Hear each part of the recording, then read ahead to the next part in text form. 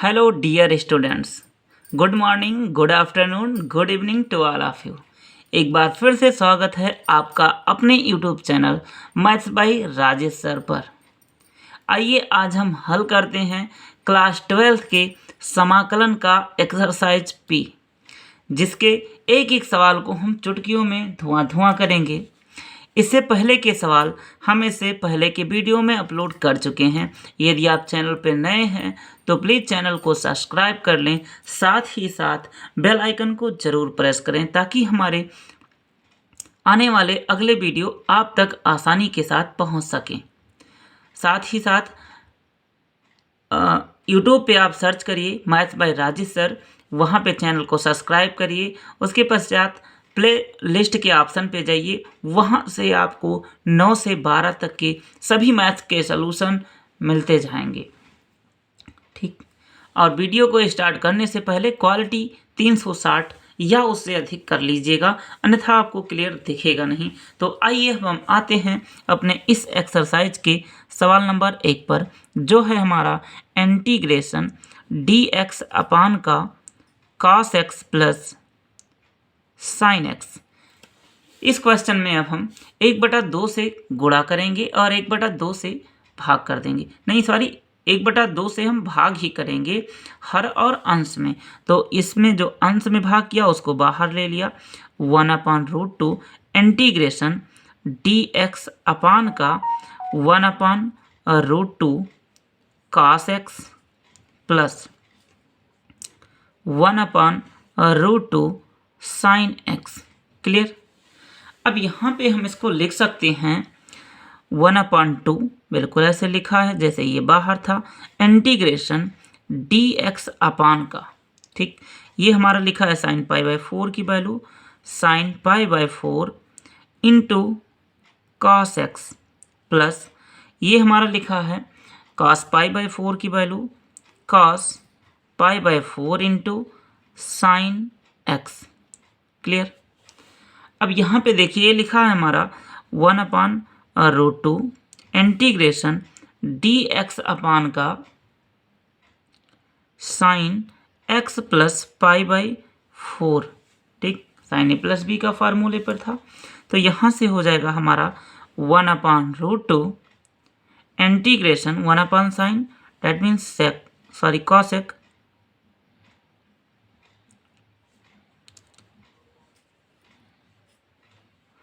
cosec x plus π/4 और dx। ठीक है, तो यहाँ पे इसका इंटीग्रेशन हो जाता है हमारा 1/√2, √2 है तो √2 रहेगा, ठीक, 1/√2 log tan x और x tan x/2 प्लस का π/8, और यही हमारे इस क्वेश्चन का प्यारा सा आंसर होगा। प्लस इंटीग्रल कांस्टेंट दिया जाएगा। आई होप ये क्वेश्चन आपको समझ में आया होगा। यदि समझ में आया है तो आइए हम इसका अगला क्वेश्चन नंबर 2 हल करते हैं, जो है हमारा इंटीग्रेशन dx अपान का 2 sin x plus cos x का होल वर्ग। ठीक, तो इसके लिए हम इसको cos x यहाँ से बाहर ले लेते हैं। तो cos x बाहर लेंगे तो स्क्वायर की वजह से cos स्क्वायर x बाहर आ जाएगा। तो ये हमारा हो गया dx अपान का cos स्क्वायर x। ठीक, और यहाँ पे हमको मिलेगा 2 sin अपन cos मतलब tan x और प्लस का 1 का स्क्वायर। क्लियर है। ये cos ऊपर जाएगा तो हो जाएगा integral sec square x upon का 2 tan x प्लस 1 का होल स्क्वायर और dx। क्लियर। तो यहाँ पे हम क्या करते हैं, मान लेते हैं हम let 2 tan x plus 1 equal t के, देन यहाँ हमको मिलेगा 2 sec square x dx equal dt के। तो यहाँ से हो जाएगा हमारा sec square x dx equal 1/2 dt के। ठीक, तो हमारा क्वेश्चन हो गया अब 1/2 इंटीग्रेशन 1/t का स्क्वायर dt। तो इसका आंसर होगा माइनस का 1/2 t प्लस का integral constant c। It implies date minus था 1/2 था और t की वैल्यू हमारी है 2 tan x प्लस का 1 और प्लस का इंटीग्रल कांस्टेंट c। यही हमारे इस क्वेश्चन का प्यारा सा आंसर होगा। आई होप ये क्वेश्चन भी आपको अच्छे से समझ में आया होगा। यदि समझ में आया है तो आइए हम चलते हैं अपने अगले क्वेश्चन नंबर 3 पे, जो है हमारा dx अपान का 1 प्लस cos स्क्वायर x। ठीक, तो यहाँ पे हम क्या करते हैं, cos स्क्वायर x से हर में और अंश में भाग दे देते हैं। तो ये हमारा हो जाएगा इंटीग्रेशन dx अपान का cos स्क्वायर x अपान का 1 प्लस cos स्क्वायर x और बटे का cos स्क्वायर x। क्लियर, तो यहाँ से 1/cos लिखा है हमारा sec स्क्वायर x dx अपान का 1/cos किसके बराबर हो जाएगा, sec के, sec स्क्वायर x और प्लस का cos बटे cos 1। ठीक है, तो यहाँ से हम sec को लिख सकते हैं 1 प्लस tan स्क्वायर। ठीक, तो integration sec square x dx अपान का इसको हमने लिख दिया 1 plus tan square x plus का 1। तो यहाँ से 1 1 2 हो जाएगा। तो integration sec square x dx अपान का 2 प्लस tan स्क्वायर x। ठीक है, तो यहाँ से हम मान लेंगे, हमने माना tan x इक्वल t के, तो ये हो जाएगा हमारा sec square x dx equal dt के। देन हमारा क्वेश्चन अब हो गया इंटीग्रेशन dt अपान का, इस 2 को हम लिख सकते हैं √2 का होल वर्ग प्लस t का वर्ग। ठीक, तो यहाँ से ये हमारा हो गया 1/√2 बाहर, tan इनवर्स t अपान √2 और प्लस का इंटीग्रल कांस्टेंट c। क्लियर, अब यहाँ से 1/√2 था, tan इनवर्स था और t की वैल्यू हमने माना है tan x। तो ये हो जाएगा tan x बाई √2 और प्लस का इंटीग्रल कांस्टेंट c। यही हमारे इस क्वेश्चन का प्यारा सा आंसर होगा। आई होप ये क्वेश्चन भी आपको अच्छे से समझ में आया होगा। यदि समझ में आया है तो आइए हम चलते हैं अपने अगले क्वेश्चन नंबर 4 पर, जिसको भी हम चुटकियों में धुआं कर देंगे। देखिए लिखा है हमारा अगला क्वेश्चन, इंटीग्रल dx अपान का a square cos square x plus b square sine square x। ठीक है, तो यहाँ पे हम क्या करते हैं, cos स्क्वायर x कॉमन ले लेते हैं। तो जब हम cos स्क्वायर x कॉमन लेंगे तो ये हमारा हो जाएगा dx अपान का cos स्क्वायर x कॉमन लिया तो यहाँ हमको मिला a स्क्वायर प्लस का b square tan square x। ठीक, अब यहाँ से 1/cos किसके बराबर होगा हमारा, sec स्क्वायर x के, sec स्क्वायर x dx अपान का a square plus b square tan square x। ठीक है, तो यहाँ पे हम एज्यूम करेंगे, हमने मान लिया यहाँ पे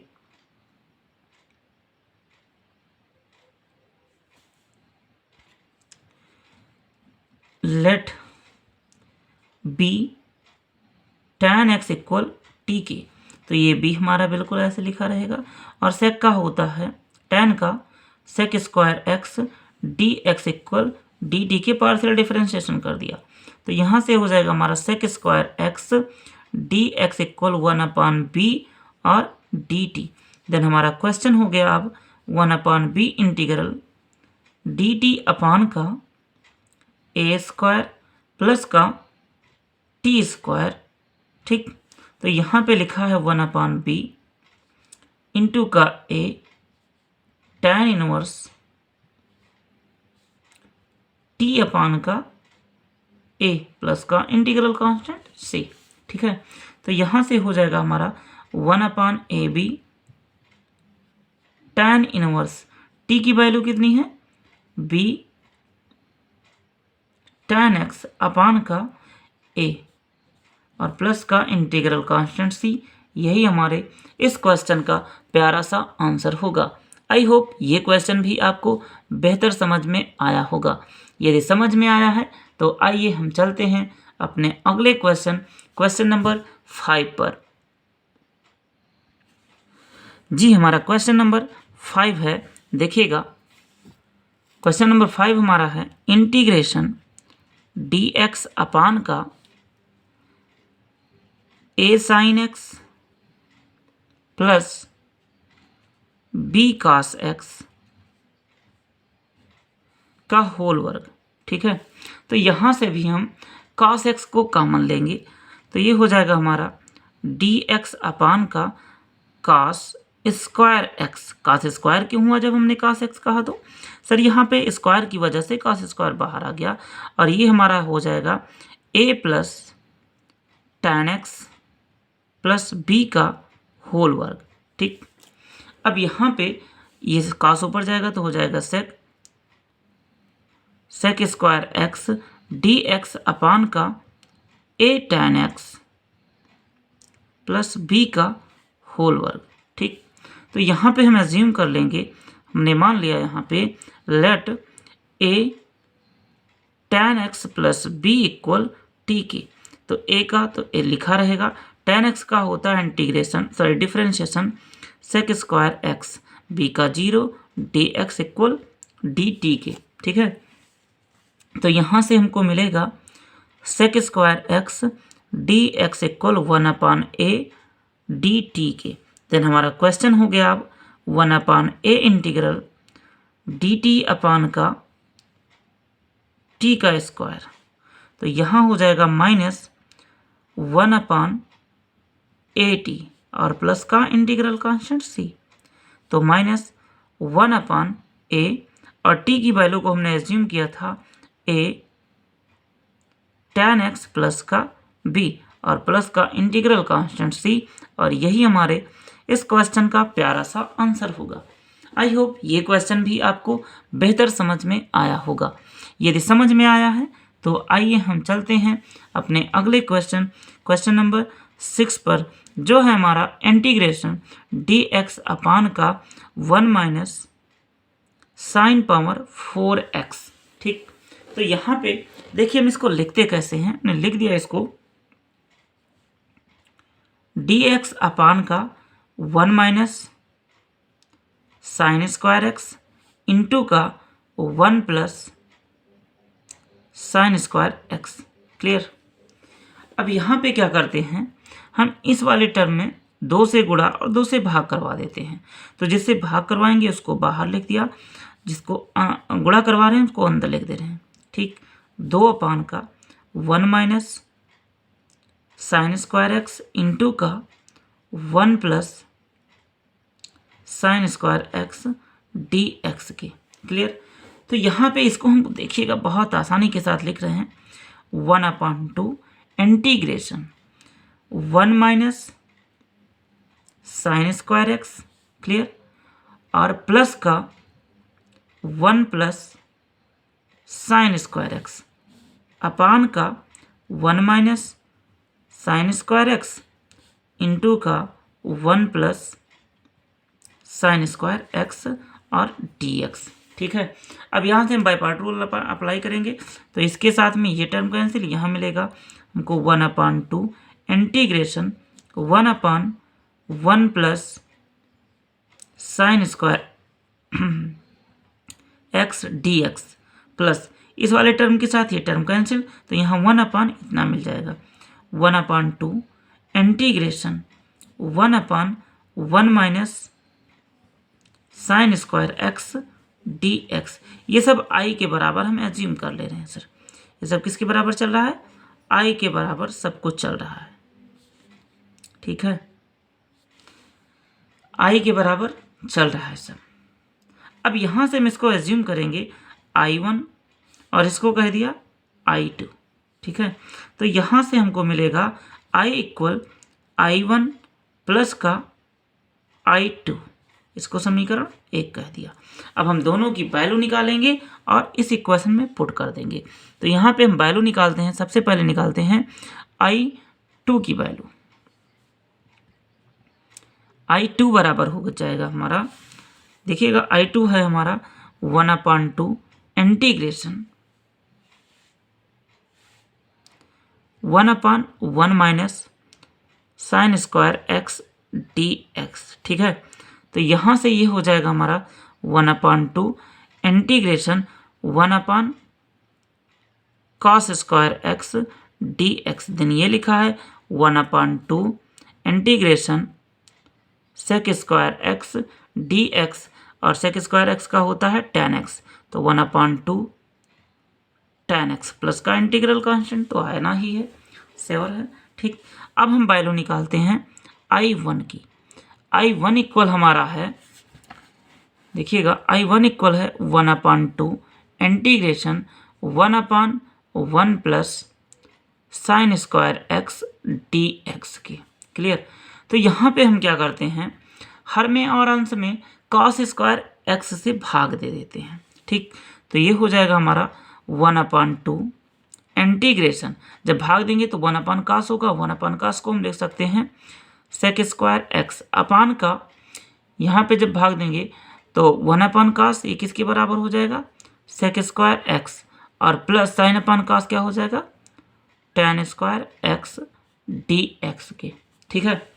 तो यहाँ से हम sec को लिख देते हैं 1/2 integration sec square x upon का, इस sec को हम कर देंगे 1 plus tan square x plus tan square x dx, then हमारा हो गया अब 1/2 integration sec square x upon का 1 plus 2 tan square x dx, ठीक है।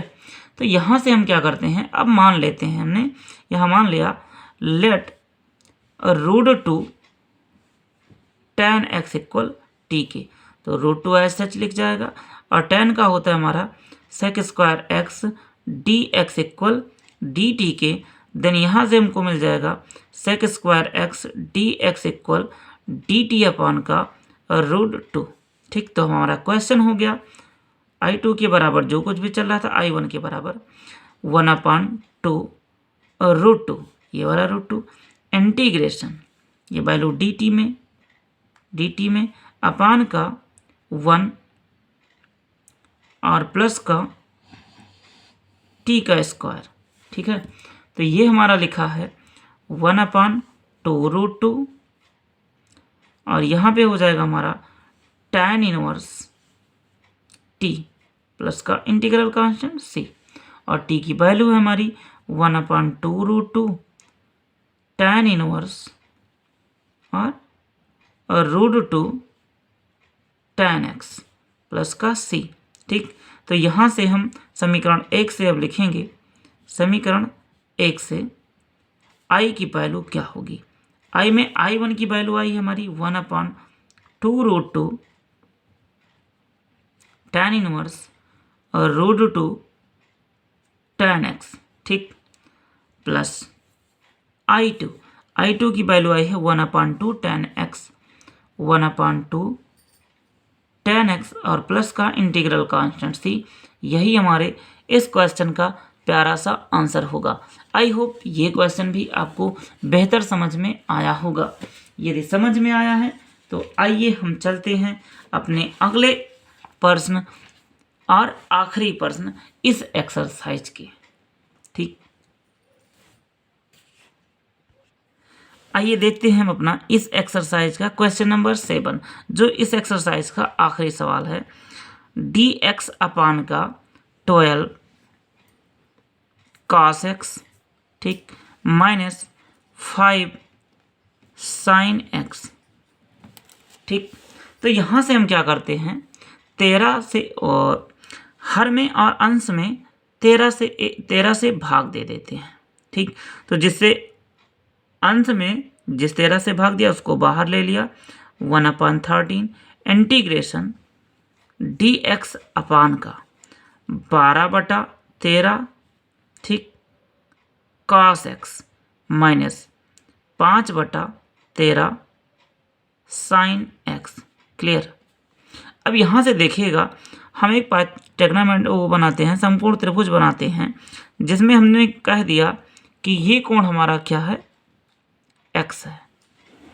ठीक, ये कोण कौन सा है, x है। क्लियर। सॉरी x ना मान के हम अल्फा मानते हैं, क्योंकि x ऑलरेडी यहाँ क्वेश्चन में दे दिया गया है, तो हम इसको अल्फा मानते हैं। ठीक, अब यहाँ से हमने इसको कह दिया आधार को 12 है और लंब को कह दिया 5 है, देन कर्ण की वैल्यू कितनी आ जाएगी हमारी, 13। ठीक, अब यहाँ से हम देखते हैं ये 12/13 जो लिखा है सर, ये किसका वैल्यू है, 12/13 यहाँ पे आधार बटा कर्ण किसका होता है, cos का होता है। तो ये लिखा है 1/13 dx अपान का, यहाँ वैल्यू लिखते हैं cos अल्फा की वैल्यू लिखते हैं, तो cos अल्फा बराबर आएगा हमारा 12/13। ठीक, और दूसरी वैल्यू हम देखते हैं है 5/13 लंब बटा कर्ण, और लंब बटा कर्ण किसका होता है, साइन का होता है।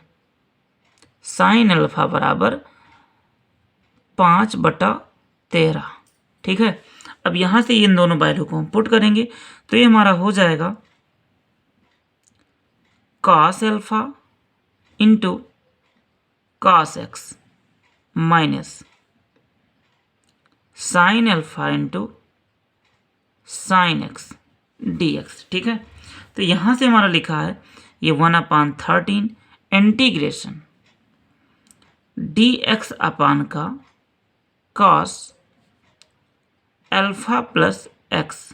ठीक, और 1/cos इक्वल कितना होता है, 1/13 इंटीग्रेशन sec x, और x की value alpha plus x dx, और sec x हम यहाँ पे लेट कर लेंगे।